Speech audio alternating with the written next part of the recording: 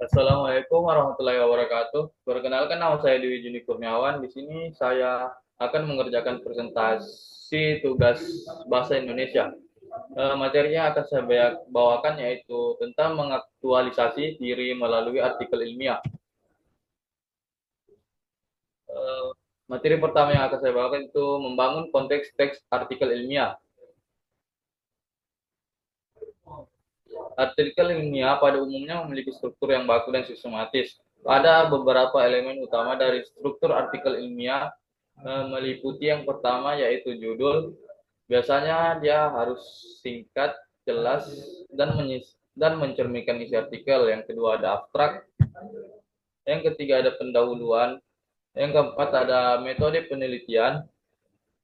Yang kelima ada hasil. Yang keenam ada pembahasan. Tujuh diskusi, dan yang kedelapan ada daftar pustaka.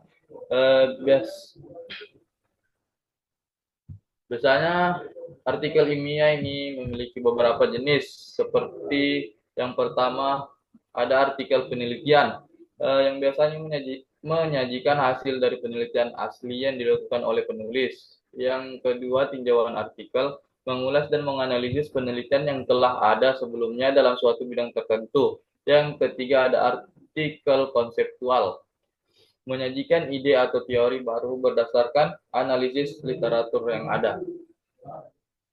Tujuan dalam penulisan artikel ilmiah ini, yang pertama adalah menyampaikan informasi baru atau temuan dari penelitian kepada komunitas akademis. Yang kedua, mendorong diskusi dan pengembangan ilmu pengetahuan melalui publikasi hasil penelitian. Dan yang terakhir ini menyediakan referensi bagi penelitian selanjutnya dan memperkaya literatur di bidang tertentu. Eh, yang kedua di sini ada struktur hubungan genre, media publikasi, dan pentingnya teks artikel ilmiah.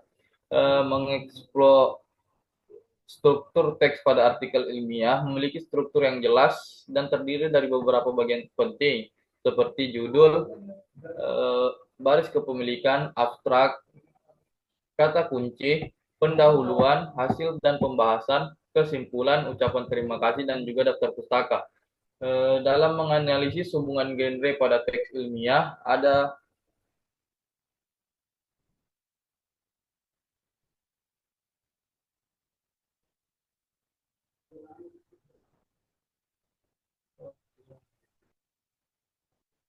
beberapa poin yang harus diperhatikan, seperti ringkasan. Meskipun ringkasan dan abstrak itu bisa dibilang sama, abstrak laporan kegiatan lebih cocok disebut ringkasan karena lebih merupakan intisari dari keseluruhan kegiatan yang dilakukan. Ringkasan laporan kegiatan mengandung unsur-unsur seperti tujuan kegiatan, deskripsi kegiatan, pelaksanaan kegiatan, serta saran. Ada juga pendahuluan. Tahapan pendahuluan pada laporan kegiatan berfungsi untuk menyampaikan latar belakang kegiatan yang telah dilaksanakan, gambaran tentang jenis dan bentuk kegiatan, tujuan, manfaat, serta strategi yang digunakan untuk melaksanakan kegiatan tersebut. Yang ketiga ada deskripsi. Kegiatan tahapan deskripsi. Kegiatan berisi paparan tentang nama kegiatan, lokasi kegiatan, waktu kegiatan, dan pelaksanaan kegiatan. Nama kegiatan adalah kegiatan yang dilaksanakan itu sendiri. Waktu kegiatan adalah rentang waktu yang dilaksanakan kegiatan itu. Adapun pelaksanaan kegiatan adalah orang-orang yang terlibat dalam kegiatan itu. Untuk memaparkan semua itu,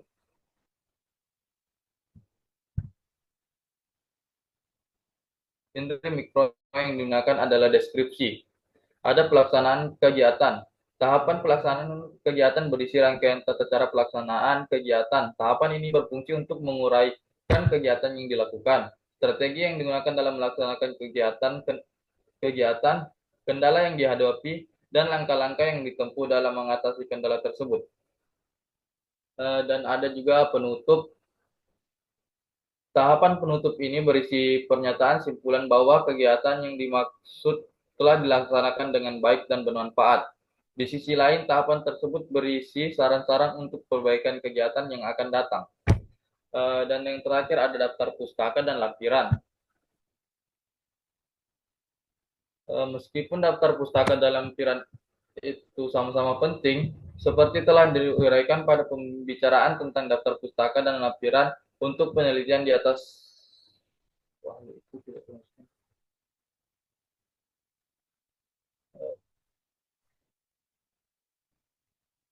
di atas dua hal itu juga tidak dimasukkan ke dalam struktur teks laporan kegiatan.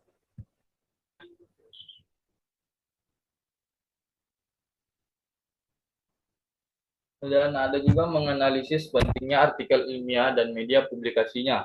Menganalisis pentingnya artikel ilmiah, mengkaji makna teks artikel ilmiah, menulis artikel memungkinkan seseorang menyampaikan berbagai sudut pandang dan memudahkan pembuatan makalah penelitian dalam format artikel. Selain itu, kita dapat lebih mudah membaca karya ilmiah dan membuatnya dengan bahasa dan struktur teks yang tepat jika Anda tahu cara menulis artikel. Saja menganalisis media publikasi teks artikel ilmiah. Memeriksa media publikasi teks artikel ilmiah, selain diterbitkan dalam publikasi ilmiah, artikel dapat dipresentasikan di konferensi dan tempat seminar. Namun tugas-tugas ini biasanya diselesaikan secara teratur. Biasanya publikasi ilmiah muncul di majalah, surat kabar, atau media sosial. Materi terakhir yang akan saya bawakan ini tentang mengevaluasi dan merekonstruksi teks artikel ilmiah. Mengevaluasi teks artikel ilmiah memiliki beberapa cara, seperti yang pertama menentukan kualitas abstrak dan pendahuluan penelitian. Yang kedua, evaluasi daftar referensi dan penelitian terdahulu yang digunakan penulis. Ketiga, nilai metode penelitian yang digunakan penulis. Dan yang keempat, memperhatikan cara penulis menampilkan data dan hasil penelitiannya. Yang kelima, evaluasi bukti dan analisis non-saintifik yang diberikan penulis. Dan yang keenam, nilai gaya penulis artikel. Merekonstruksi teks artikel ilmiah. Ada yang pertama, menulis ulang judul. Jika judul tidak cukup spesifik atau tidak mencerminkan isi artikel dengan tepat, perbaiki dengan menyertakan variabel kunci dan metode penelitian. Yang kedua, menyusun ulang abstrak. Menyusun ulang abstrak ini bisa ringkasan isi artikel dengan lebih sistematis, mulai dari tujuan penelitian, metode, hasil dan kesimpulan utama. Yang ketiga, ada revisi pendahuluan. Tambahkan konteks yang lebih kuat jika diperlukan atau perbaiki alur logika latar belakang masalah dalam artikel ilmiah Anda.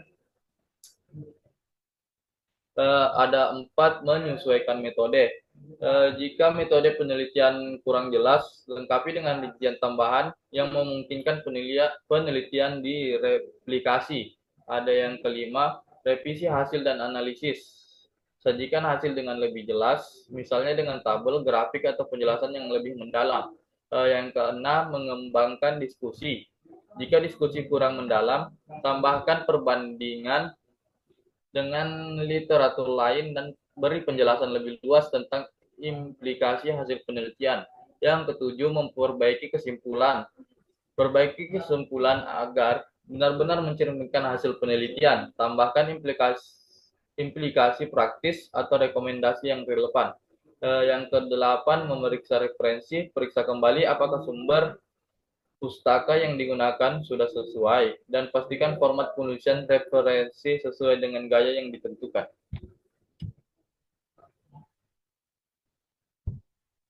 Terima kasih, mungkin cukup pemaparan materi dari saya. Kurang dan lebihnya mohon dimaafkan.